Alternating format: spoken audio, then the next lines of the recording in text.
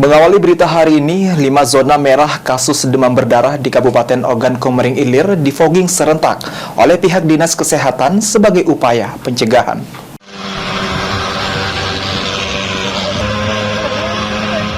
Fogging massal untuk memberantas sarang nyamuk dilaksanakan serentak di 33 puskesmas 18 kecamatan di Kabupaten Ogan Komering Ilir.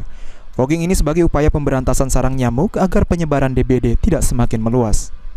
Saat ini di Kabupaten Ogan Komering Ilir ada 5 kecamatan masuk dalam zona merah karena terdapat lebih dari 2 kasus DBD dan 2 kecamatan masuk dalam zona kuning. Kepala Puskesmas Kutaraya Muherli yang membawahi 15 wilayah kerja, 10 puskesmas kelurahan dan 5 puskes desa menjelaskan, fogging ini akan dilakukan rutin terutama jika terdapat warga yang positif demam berdarah. Pihaknya juga terus melakukan penyuluhan kepada masyarakat agar bersama melakukan langkah pencegahan dengan memperhatikan pola hidup bersih dan sehat. Muherli menambahkan untuk di 15 wilayah kerjanya terdapat 6 kasus DBD dan semua pasien sudah pulih.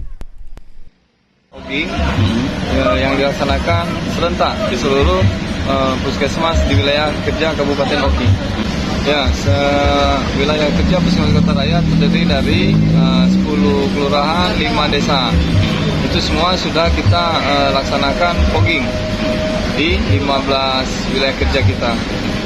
Ini nanti akan rutin Pak selama musim hujan ya dilakukan? Ya, akan kita laksanakan rutin. Namun ketika ada indikasi mereka positif DBD, segera akan kita laksanakan fogging. Untuk memutus rantai penyebaran DBD, masyarakat dihimbau membantu ikut memberantas sarang nyamuk dengan melaksanakan 3M, serta menjaga kebersihan lingkungan seperti saluran air. Novan Wijaya, PAL TV.